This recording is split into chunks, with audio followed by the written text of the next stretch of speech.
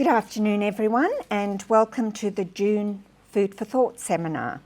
I'd like to begin by acknowledging the traditional owners of the land on which we meet today, the Whadjuk people of a proud Noongar nation. We acknowledge the continuing contribution they make to the life of our city and WA, and I pay my respects to elders past, present and emerging, and extend that respect to all Aboriginal and Torres Strait Islander peoples. Before we start, I'd like to remind everyone that applications for our 2026 Career Advancement Fellowships Grant Program are open and will close on the 28th of June. So please do get your submissions in. We'll be awarding a total of $2.22 million across multiple fellowships, so a great grant opportunity.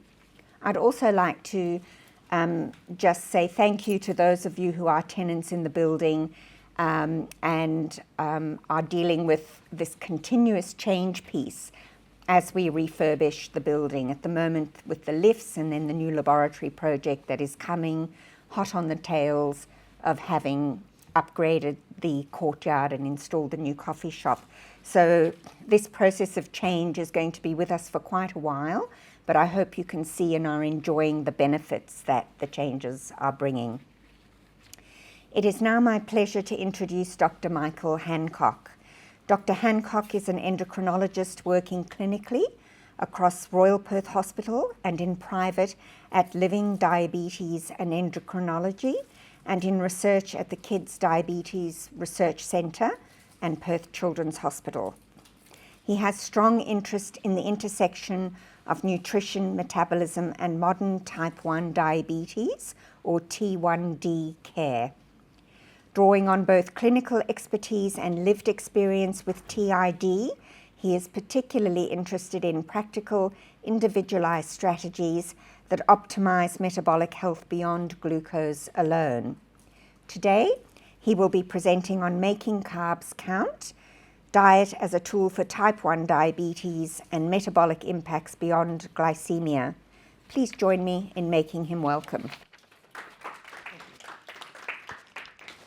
So one of my most important parts of today is making sure, one, the people online can see me because we're a bit of a different height. Got a camera. Got a pretty wide kind of different audience here. I haven't met quite a few people before. Is there lots of people within research here or? Yep. Don't all scream at once. It's okay. No, today really is meant to be very interactive. If you've got things that you want to ask questions about, I really do like having a lot of fun. Mostly also because I will be talking about myself. And you'll see what I mean quite soon. You can see I work privately. I also work publicly at Royal Perth Hospital. Really keen interest when it comes to type 1 diabetes and type 1 diabetes care. Really engage a lot with my patients because I actually have type 1 diabetes. I like to think I do a pretty good job. By the end of today, you'll actually be able to tell me whether I'm doing a pretty good job, but you'll see. So rather than sitting up here and just going through lots of bits of research I've done, because I've done research at the Kids Hospital when it comes to adolescent care, adolescent transition, lots of really cool, fun things. But I thought what would be even more fun is to talk about me, to actually bring up an idea of a case, and that case being me, but all the things that I've kind of experienced when it came to diet and applying various diets with my type 1 diabetes. Because overall, I've generally found when I look through my entire landscape, all the patients that I manage, when it comes to the glycemic outcomes you're achieving, there's only so much you can do by really squeezing everything you've got about of insulin and medications. There's a lot to speak about when it comes to diet and exercise. So I'm no longer 35, but I used to be. I'd like to think that I'm still fairly lean. Run quite a lot, type 1 diabetes for quite a long time since I was 18.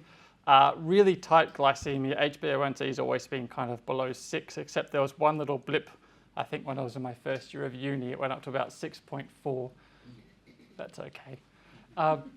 I use a hybrid closed loop insulin pump therapy. So that's, for those who don't know, you've got your glucose sensor kind of talking to the pump. There's a various algorithm that's usually either in the pump or the phone, and it's kind of always thinking about what you're doing when it comes to your glycemia.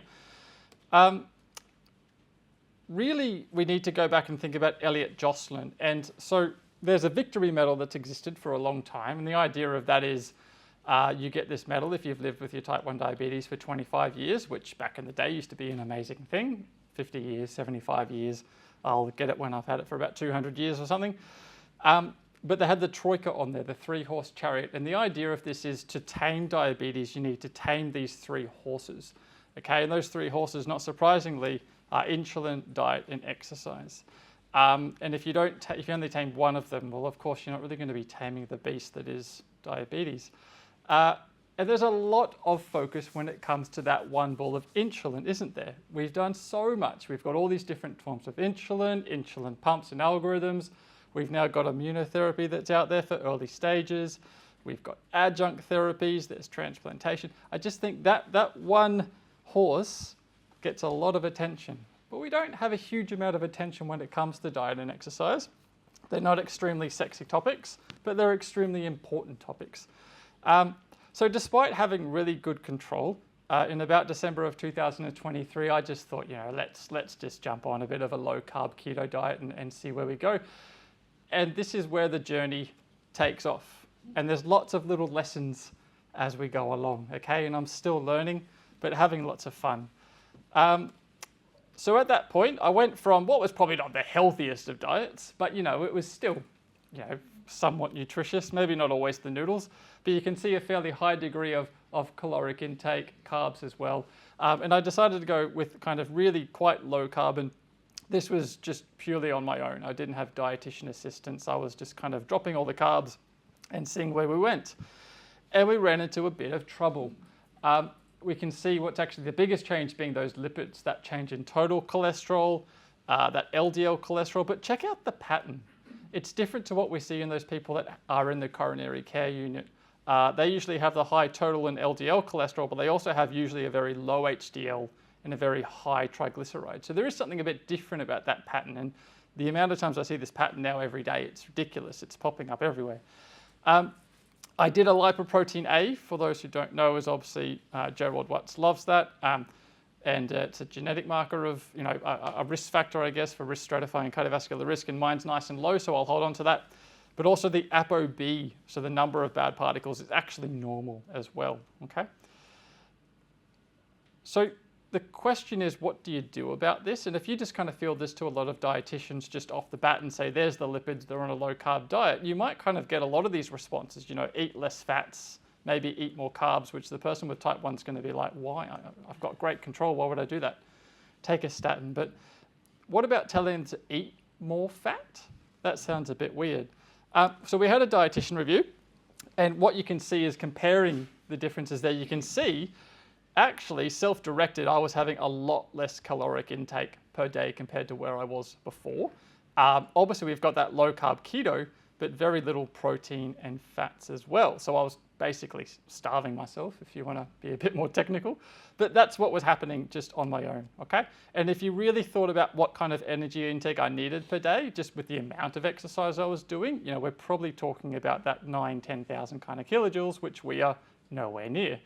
Now, if I want to maintain the low-carb keto diet, this is the degree of fats and proteins we kind of thought you might need to eat to get there, okay?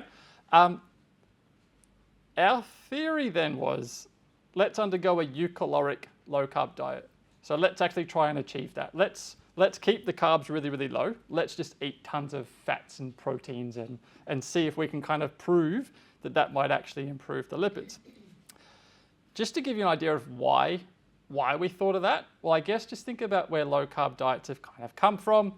Dr. Richard Bernstein was probably one of the, you can say he's the grandfather of, but, I guess kind of is. He passed away last year in his 90s, I'm pretty sure. I have to check what age he was, but I would have been in the 70s, I'm pretty sure. He put out his idea of his low-carb, but really keto approach. He would almost like do protein counting and fat counting and bolus different insulins for that as opposed to the carbs. But when we're talking low carb for an adult, it's less than 130 grams of carbs per day. When we're talking keto, it's basically less than 50 grams per day when you kind of look at all your papers and things.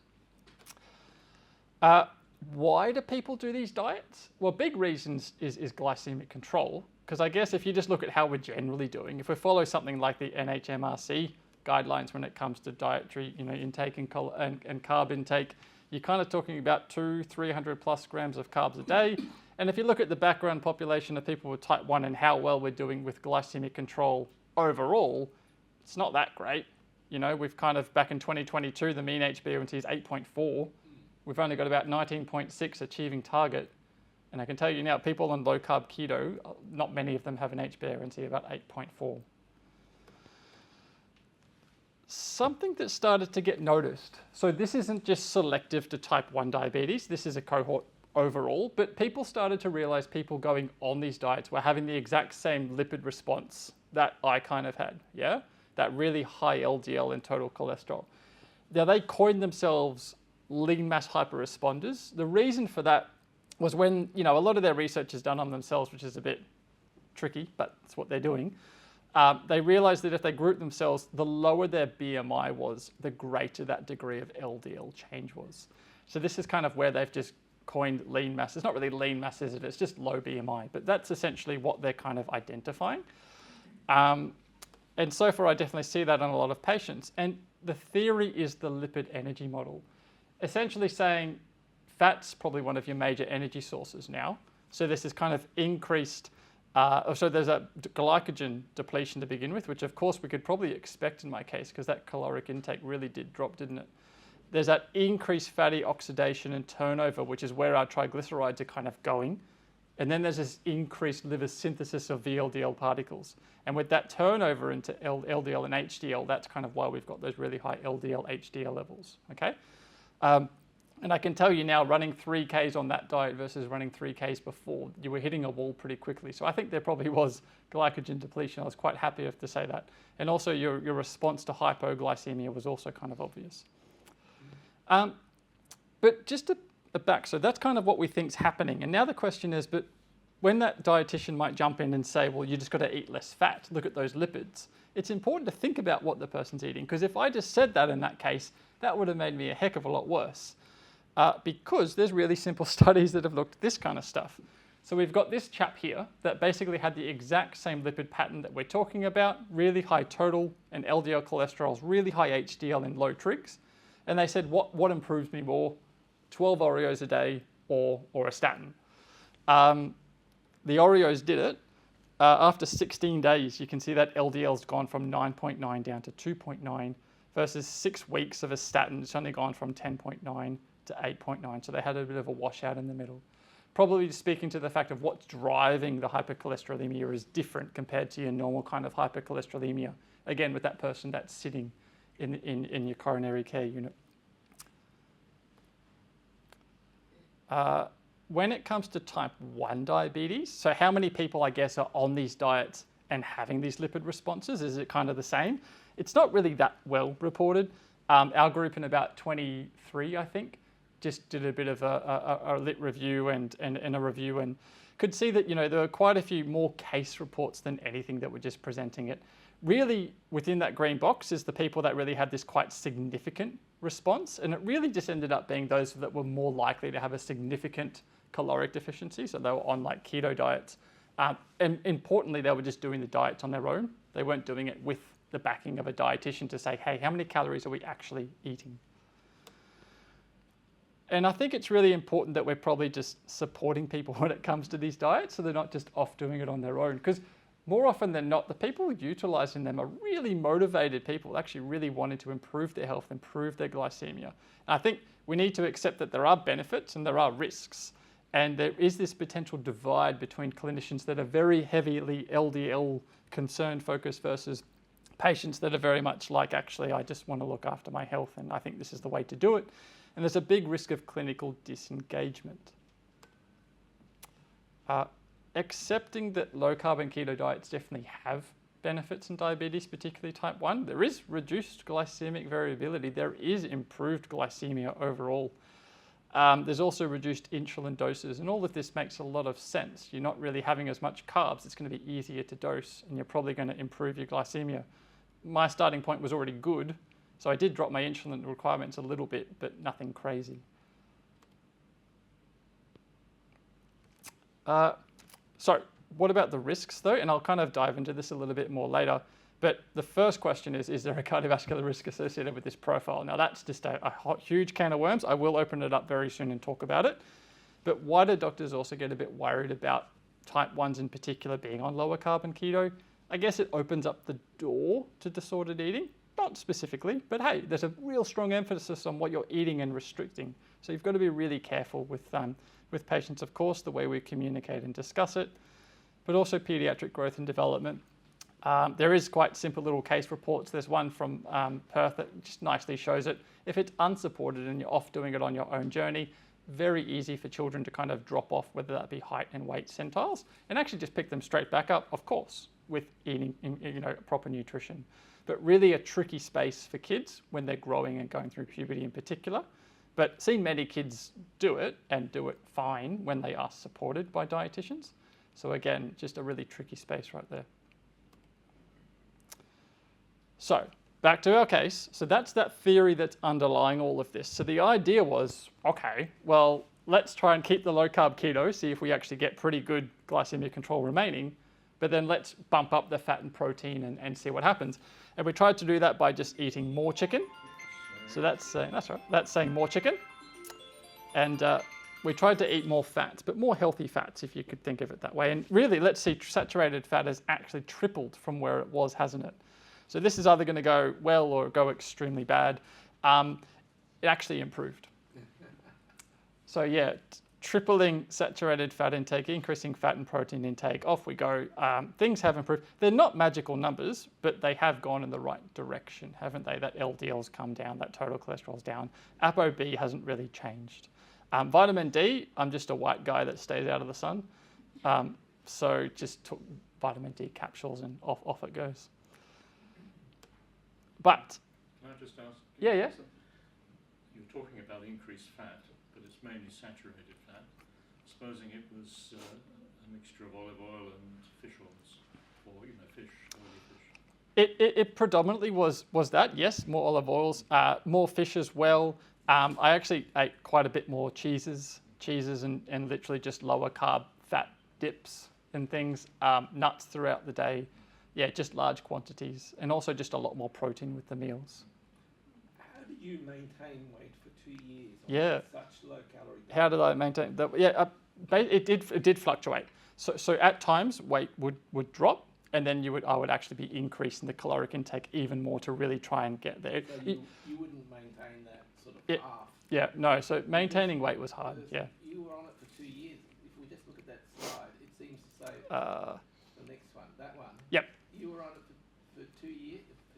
Yep. And you didn't lose weight. No, but that's also because so in between here, so there was about 1 kilo, but there were times where that would have dropped down to 68 or so and bounced around a little bit. And you would have increased your calories. So yeah, that wasn't, yeah, correct. It's not perfectly held there, absolutely. In between here, it was mostly fluctuating fairly well, but again, the hardest part with all of this is maintaining it. And did you have hypos when you were starving? Did I have hypos? No hypos while starving. It was more about how well did you respond to hypos. So as with type 1, there's always hypos all the time. It's just part of life, especially if you're an aggressive controller like me. You kind of live in that zone.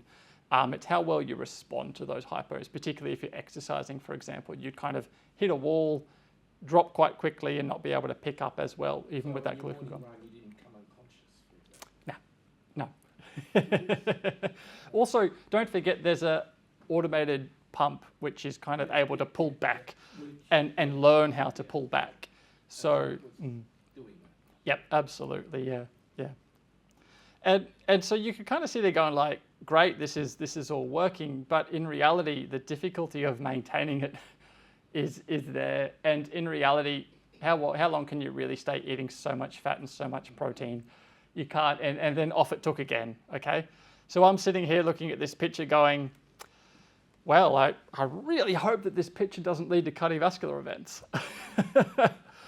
So that's the big question. Does this difference with HDL and trigs truly mean not as high cardiovascular risk as that big atherogenic profile that we all know about?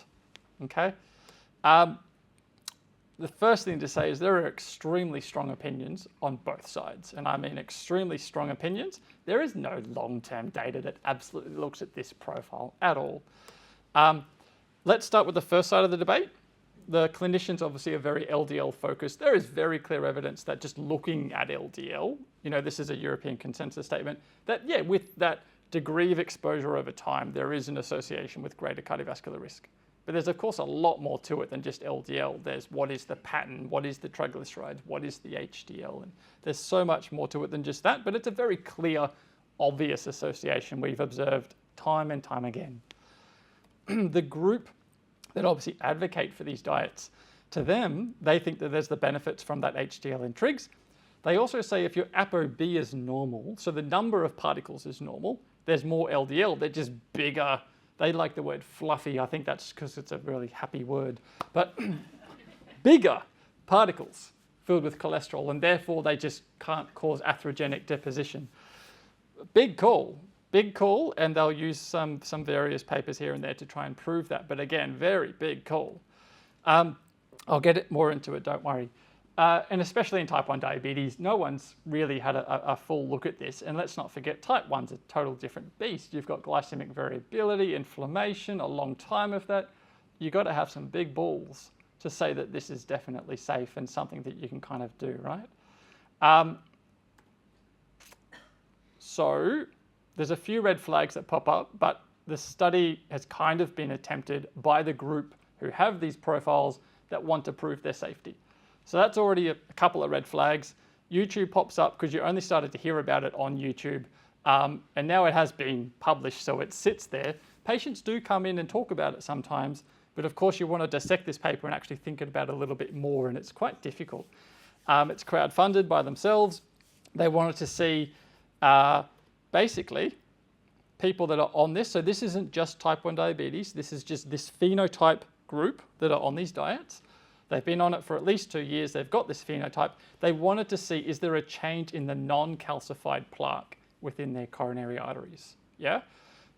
It's only over 1 year, which again, does not make sense. Well, but just do over 1 year. But anyway, we'll work with it. You can kind of see the profiles. Just look at this side of what they had in terms of their lipids. They mostly were on these diets. That's basically 4.5 to 5 years. So they'd been on the diet for about 4.5, 5 years before they kind of did their baseline CT coronary angiograms to look at what plaque they had in there, okay? Now, the big thing to remember, they don't put this out there, but when they were designing their study, they believed it was a conservative estimate that the mean non-calcified plaque change in 1 year should be 7 cubic millimeters. That was their belief, that's normal. That should be what you would expect, and obviously we're hoping we'll have less than that. Just look at their diet, by the way, jack all fiber. And we've got kind of what you would expect with the fat, protein, carb intake. Now, this is their result. The median change was 18.9. They neglect to say in their paper that this is what they thought was clinically expected. In fact, when they first went to publish this, they didn't even give this value, which was really funny. So that was their primary outcome, and they actually didn't give that value. It actually took the doctors out there to say, excuse me, what was the change in the non-calcified plaque? And then they've gone a really long way around trying to explain how it's not that important. What's more important is the volume and all these other metrics, and it's going around in circles. But this is that little red line. You can see the median. This is the median change. But check out all these other people that are out here above that median that have had, oh, you can't see it, can you? Well, if you look on my screen anyway, there's lots of little lines that are literally shooting up, up, up. They're all going up, up, up, and this is just over 1 year. This red line is just the median, okay? And same thing for absolute volume. Again, there's all these patients that are up here, just all going up, up, up, up, up, okay? So that worries me. Basically, they then did their analysis to go, but what is associated with that plaque change when it came to the change in non-calcified plaque? The only thing which was directly correlated was more the coronary artery calcium score at baseline. So that's kind of why they've got their outcome saying it's plaque, plaque predicts plaque, not ApoB, which I think is a really strong call for 100 people. They're basically just saying, if you've got a patient with this scan and they've already got coronary plaque, probably shouldn't do the diet. They didn't go far to say that, but that's kind of what they're saying, and that kind of looks bloody obvious looking at these results. But to me, it looks more like everybody is increasing their plant volume faster than they believe people should be. But that's not how they're representing their data. So that's a real fun conversation to have with patients, and it's a tricky one. Because again, it's only 100 patients and it's only 1 year. What does that really mean, okay? So obviously, I'm just sitting there scratching my head thinking, God, what do I do? Because I got an LDL of about 5 and a bit, right? I have one of these patients that I saw that has more money than he knows what to do with it. He's got people that live in his house and tell him how to live longer. So, you know, that's what he's doing. And he's got the same pump as me. His HbA1c is a little bit higher than mine, but he told me he's eating 400 grams of carbs a day. And my words were just like, BS. You're not doing that. Then he showed me what he was doing, and I thought, actually, he's got an idea. High carb, high fiber, low fat is basically what it is. It's this idea of mastering diabetes. Now, this is a group that's kind of out there. It's all about insulin resistance and type 2, but there's an aspect within type 1 within there as well. It's actually quite simple. Really what it is just have lots of fiber, raw fruits, veggies, lots of carbs, which are really yummy in that way, and they're just really pruning back heavily on fats. And of course, protein as well. But I don't follow it 100% because I just couldn't live a life without eating steak. They do have a fairly simple approach though. There's things which are green light, yellow light, red light for how you should kind of eat it. But it basically comes down to eating a lot of fiber, eating your carbs, and then of course trying to avoid the fats. But the thing that's really different, of course, to think about here is type 1 diabetes. What does it do in me for type 1? So just that's the question. What was that going to do? Because I couldn't believe that he wasn't on that much insulin, but he was eating so much carbs. Well, this is what my diet kind of ended up looking like. Really high caloric intake in terms of kilojoules, very high carb, very minimal fat, and protein was there as well. And this is a very busy slide for an overall summary, but I want you to pay attention to these two because this is the change from that eukcaloric, high fat, low carb diet to this very high fiber. You can see the fat intake change, protein, carbs. Despite that massive increase in carbs, no change in total daily dose of insulin. So I actually used 28 units of insulin for a really low carb diet, 28 units of insulin for like a heck of a lot of carbs. So my insulin carb ratio, I needed 1 unit for every 5 grams of carbs versus 1 unit for every 30 grams of carbs. The overall sensitivity actually wasn't very different. There's a reason for this, and it's not actually insulin sensitivity. And we can see obviously what's happened with the lipids. Again, still proving that theory of, I think it's just caloric deficiency in my mind. I think that's what drives it. In fact, we see it in anorexia nervosa. If you have patients with anorexia, they will have a kind of similar pattern. So to me, that's what it is. No one's really mentioned it specifically. One day should bother to write this up and put it out there. That's just my theory. I think it stands. Just to show you visually what that looks like, breakfast would be, now there's little lines here, you can't see them, but essentially I gave 4 units of insulin for about 6 grams of carbohydrates with this little kind of yogurt that's really got protein and fat, but not much else. You can see the sugars kind of went up, and then they sat there at this annoying 7 to 8 millimoles for hours and then kind of made their way down. And now we're eating these meals that have like 80 grams of carbs, again with 4 units, and it's just kind of going up and bouncing around. Now, all of these little lows here are because the pump was already learned how to deal with me when I had high fat, high protein, and it's de-learning during this phase. So it's kind of got rid of all this plummeting, trying to kill me business, and it's learned how not to do that. But that's just kind of the immediate response. So there's a few reasons for what we've just observed. The first thing is just that composition's changed. So we've got to think about what fats and protein do. Fats in your diet, so these are 2 diets that had exactly the same amount of carbs, or meals, sorry, that had exactly the same amount of carbs. When it's a high fat diet, you see how the carbs kind of are more slowly releasing over time, leading to this almost insulin resistance looking kind of picture. And then you've got obviously the lower fat diet, it kind of just releases quite quickly. Proteins actually are involved, the amino acids, in actually, I guess, stimulating, the alpha cells in the pancreas and with glucagon production, okay? There's different kinds of proteins. You've kind of got those free versus intact. Free being things like your whey protein from your drinks, and intact being your big steak and eggs and all these other kind of things. And of course, there's animal proteins, plant proteins, and whatever else is sitting on the shelves in Woolies and Coles. There's lots. When you actually have a look at it, this is also what happens. So this is building up to why is this working for me, I guess. Looking at what happens with glucose, it just goes bang, bang, disappears. Various versions of protein, you can kind of see it has that slow release and that slow impact on glucose. So this is the impact on glucose, right? In fact, I use free protein a lot now in exercise. There's evidence that came out of Melbourne that if you use whey protein about maybe 0.4 grams per kilo, 30 minutes before exercise, you'll actually attenuate that big drop in glucose that happens with exercise. And it's just because it literally impacts glucagon. So it's awesome. But why is this helping me? Why am I not needing so much insulin? I think it's because I'm now just eating foods which are literally just glucose. And glucose is kind of coming in and going out quite quickly. And I've almost just matched the insulin release curve with the glucose curve. I no longer have this kind of glucose curve that's got this big fatty protein tail that's sitting there affecting your glucose and no insulin sitting there. So just another way to pictorially show that, you have your dose of insulin at the beginning of the meal, the glucose kind of releases. Of course, insulin is also kind of releasing in that similar pattern, maybe a bit quicker at the beginning and down. Whereas you have these meals that have lots of protein and fat. And as you could see, of course, there's these delayed impacts on glucose. And you would have to kind of bolus and then bolus, bolus, bolus, bolus, bolus. Now, on my profiles, you wouldn't see that because the pump was doing it for me.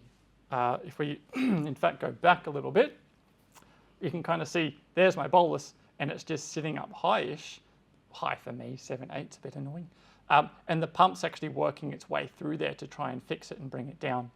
Whereas here you do your bolus, and they're kind of different scales, so it's a bit hard to see, but it would actually turn off, turn on, turn off. It was a bit too aggressive here. If you looked at mine now, what it actually does is it almost turns off for a lot of this period because it just doesn't need to be on. It kind of just works with your bolus and then it gets through it.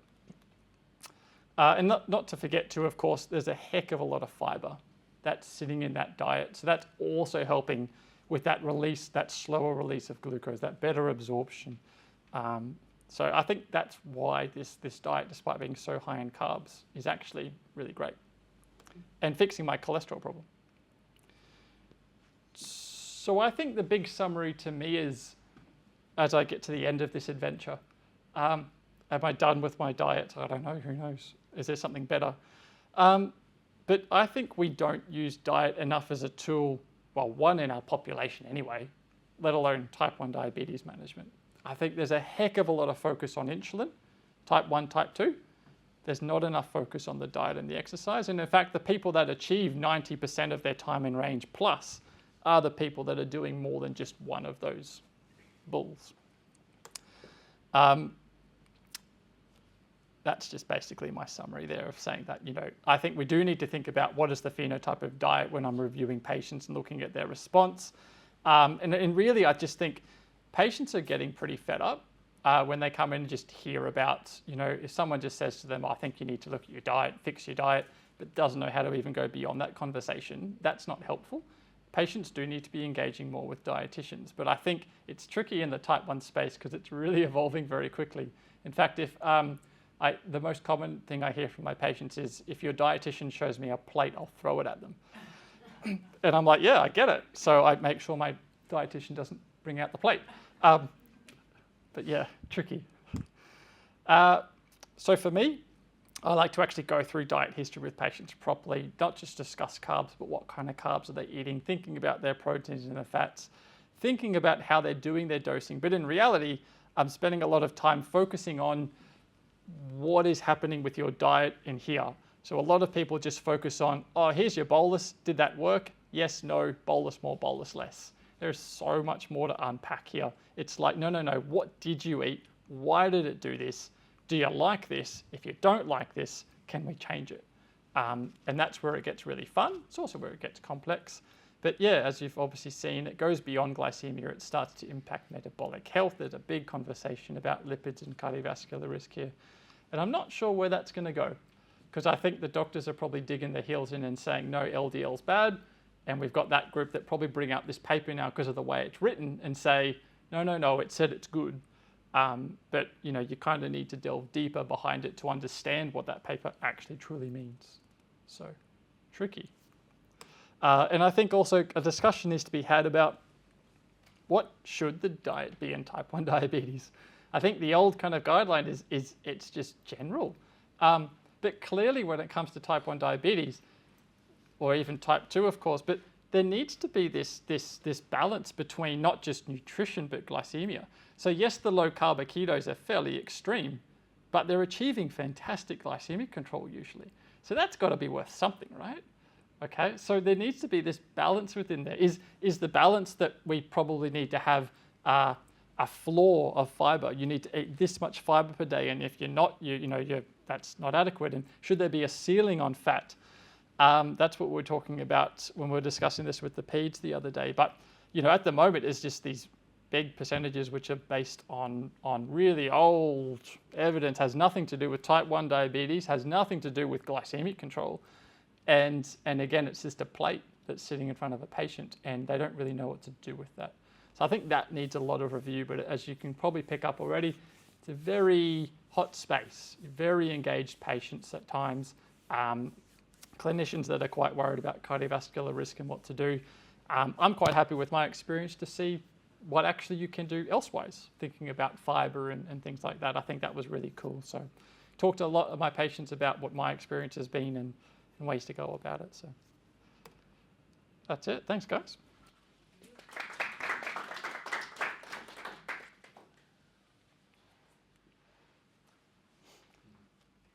Thanks, Michael. That was such a great talk. I think I myself have lots of questions, but I think the take home for me is that pasta and big bowl of rice, don't feel bad about it. Just keep eating. Yeah. On top of it, just put some salad. Yeah. I've already got a question. N=1 studies are always fascinating. You controlled for total weight. You never moved from 70 kilos. Most people on a high-fat diet lose a lot of weight. You controlled your pump, so you controlled your glucose. And you also were fastidious about your exercise as well. So, those are 3 factors which were great with you on this N=1, but I don't know in the general population whether that would work that well. And I'm just also concerned about what this would mean for type 2, where you're not really controlling anything, Yeah, so what generally gets found as well, because don't forget the whole defeat diabetes kind of approach for type 2 diabetes is very much based on lower carb and things. They don't tend to get these big lipid responses. So that lipid energy model doesn't seem to occur when there's insulin resistance. So firstly, it's interesting they don't seem to get that. But you're absolutely right. There was a lot of things that I controlled. And I think that's why most of my patients that are undertaking the low carb keto are running into more trouble than I did. So they run into the cholesterol problem, but they run into the weight problem. They run into other problems. And then they're sitting there saying, but my HbA1c is 5.7. I've just been drummed into since I was a kid that this is the most important metric for me. I'm going to stay here. And if someone wants to start playing with that, that's kind of playing with something that they've got some control over. And it's a big deal. So very tricky. But you're right, for me, I'm different. I fully understand that. I'm a very weird individual, and very controlled, and but there is difficulty with patients. It's important that you control all those other factors to get your results, but yeah, it's very hard to do that in the general population. Yep, no, absolutely. And I think what I like about what I'm doing now is it's fairly easy. And even though their diets, it sounds a bit weird, but the fact that there's just this thing, here's this traffic light system, it's kind of just like, yeah, mate, go bananas on these things, which are really just fruits, vegetables, and legumes, and go easy when it comes to just what are the degrees of various fats and proteins. And as long as you don't go too nth degree crazy there's not too many ways you're going to run into a very big problem. with that diet, I can't see any way you'll have a huge problem. Whereas, like, as we can clearly see, there are ways you could run into trouble when you're really focused on extreme cutting back on carbs. So, yeah. Thanks. That's absolutely fascinating. The diet you've described is pretty close to the so-called Mediterranean diet patterns, which seem to have benefits in the general population, in diabetics, in people with high risk of cardiovascular disease, and it's also the sort of diet that seems to help prevent against a range of cancers and dementia, for example. So, from that point of view, it sounds pretty good. And it probably is. A lot of fibre in it. Personal question. Did you have problems coping with that in terms of your frequency of bowel habit? There was a gradual increase. The degree that people were prepared to associate with you? Because it can be a problem in some people, but also then, what are your thoughts on relation to what's happening to the microbiome? I mean, the topic of the day, in terms of how your diet is affecting all the biological parameters that you're measuring. Yep. So in terms of fibre, it was probably start with one meal a day, being that kind of meal. So started with breakfast and then went to breakfast and lunch. And sometimes it's now breakfast, lunch, dinner. To be honest, there's a bit of like common sense there. I don't go too crazy at dinner. I'll quite often actually have meat and various things that they think you shouldn't, because life is life, right? Like, I just think going too hardcore is a bit, it's just not good for your health. I'd rather just mentally be able to relax. So, but doing that stepwise fashion, I did that because of the glycaemia, because my pump was supercharged in between meals. And that's what this dude that had too much money said. He's like, if you just go all at once, you'll just crash. And he was right, because I think I almost had like 10% time hypos in that first week. So I went through it gradually because of sugars, but in retrospect, going through it gradually with fibre would also just be the way to do it, because it would have been too much for sure. As far as microbiome, I fully agree. Do you know what? I also had this kind of moment when I was sitting in Singapore. And because normally if you gave me anything that had more carbs, whether that be a big kind of Subway sandwich or a bowl of rice, it was just horrible, because on the old diet, even though you got your carb counting kind of right, your body just couldn't deal with it that well. It did feel like there was this big lag and anchor of like resistance. All of a sudden on this diet, you kind of bolus appropriately, and your sensitivity just that, ignoring the fact that there could be fat and all these things sitting within that. It's not just that, you have literally affected your overall sensitivity in response to carbs as well. I no doubt think that there's impact on the microbiome. I no doubt think that that's there. But, am I prepared to do tons of research on that? Probably not. Absolutely it is doing something. And I find it hard to think, would I really want to change what I'm doing now? And I think if most of my patients considered fibre more and did this more, I'd just be fairly happy to do that. But thanks. Can I ask a question while I have this in hand? So in your case, Michael, you're an adult, you're responsible in terms of what you're eating. If you have to do this with the younger generation that is there now and tell them to eat carbs, it'll end up with McDonald's. So how do you balance that if you're seeing a diet pattern of something like this may help a type 1 diabetic? And then also, in addition to that, probably the physical activity. In my case, I was constantly thinking it's probably your physical activity that probably did an exponential amount of benefits in your case. Yeah. So it's kind of like a two-pronged question. And no, you're right. Like the physical, like that wall you'd run into with exercising kind of disappeared.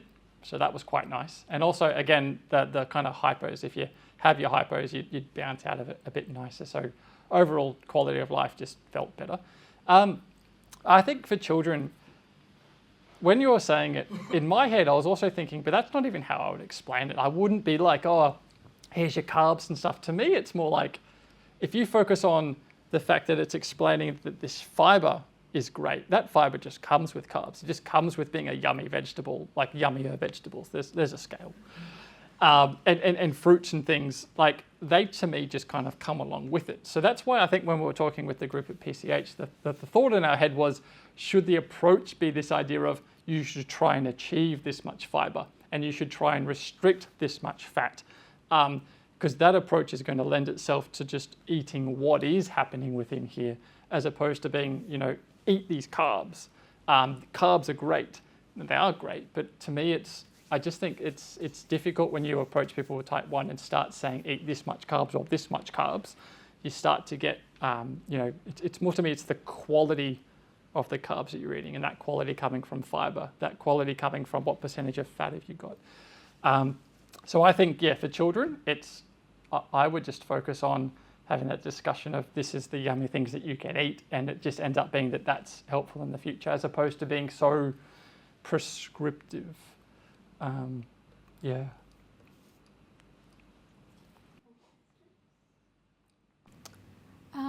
Well, given that we don't have any more questions, I will take the opportunity to thank Michael for that great question. Please feel free to stay back and have a chat and enjoy some more food. And I'm sure there's carbs and there's salad on top of the sandwich, so everyone should be good at